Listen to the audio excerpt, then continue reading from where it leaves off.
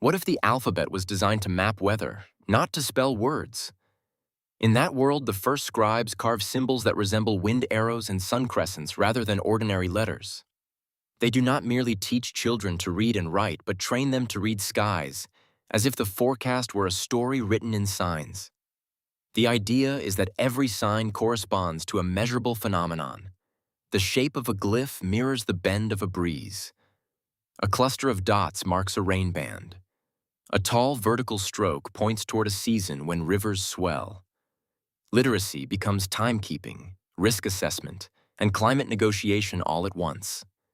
In this culture, a sentence is a forecast and a paragraph is a season. As kingdoms rise and fall on harvests, scribes become central figures, not for telling tales, but for reading the atmosphere. When a drought arrives, it is not simply a bad year. It is a signature in the sky that demands a response encoded in the script. Leaders trade in forecasts, in grain futures written as weather glyphs, and in treaties sealed with weather vows that promise rainfall in exchange for water rights. The alphabet becomes a public weather map that everyone can read, but it also creates a class of weather priests who interpret the sign for their patrons. Knowledge is not universal literacy, but specialized fluency in wind and cloud. Communication fractures into dialects defined by climate. A coastal writing tradition favors curved lines that resemble sea swells. A highland tradition favors jagged strokes that imitate lightning nets. The alphabet does not travel with scrolls or printing presses. It travels with monsoon winds and with the migration of families who carry wind signs in clay tablets and in carved bone. People learn to read the sky as a second language and to speak in sentences that forecast, warn, and propose. Every public debate is framed as an argument about upcoming weather. Every policy is a bet on a forecast that depends on the skill of the scribes, the alignment of the stars, and the memory of the old storms. This weather-centric literacy quietly shapes objects in cities. Buildings sprout porches that catch prevailing winds, courtyards that store cool air, streets laid out to channel breezes toward markets.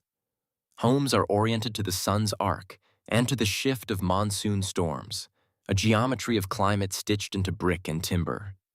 Farmers phrase their plans in a script that looks like weather yet tells time and budget, so a bad glyph can trigger a famine as surely as a failed harvest. Trade routes bend to the life cycles of the atmosphere.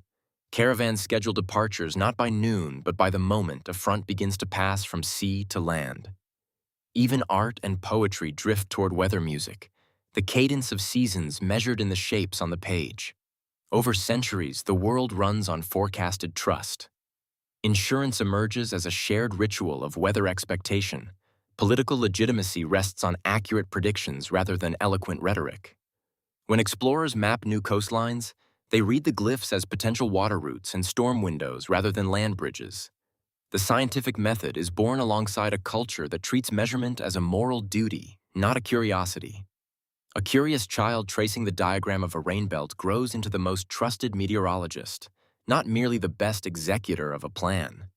The economy orients around climate stability rather than resource extraction.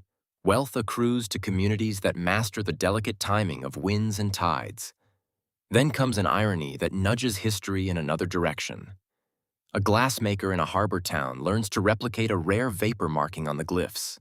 And suddenly, the symbol for wind doubles as a code for hidden energy within glass. A simple innovation in manufacturing turns weather literacy into energy literacy, and a society that measured time by seasons discovers a new way to store and transfer power. This shift does not erase weather knowledge. It liberates it from the scribal caste and democratizes it, but it also introduces a new currency. The reliability of a forecast becomes the ultimate guarantee of a contract. The menu of risk transforms into a ledger of probabilities, and the language of uncertainty becomes part of daily life rather than a philosophical caveat. The result is a civilization that looks like ours from a distance but functions as an intricate clockwork tuned to the atmosphere. Education emphasizes environmental fluency as deeply as arithmetic. Governance is organized around safe windows for harvest, travel, and construction. In this world, a story told around a winter fire is a story of a storm that never arrived. And a recipe for bread reads as a weather oracle, promising a crust that cracks just at the moment when the next front crosses. When we look back across time in this alternate thread, we see a common thread, the idea that information has a weather and weather has a language. We return to the question that began it all. What if the alphabet was designed to map weather, not to spell words? The answer is not simply a clever twist, but a reminder that what we choose to encode shapes what we value. If climate information governs memory and law, science becomes a practice of listening. Markets become weather forecasts, and cities become engineers of air. The real power does not lie in a single invention, but in the decision to see the world through a different script, to calibrate ourselves to the sky in a culture where every letter is a forecast and every forecast a chance to choose a wiser path.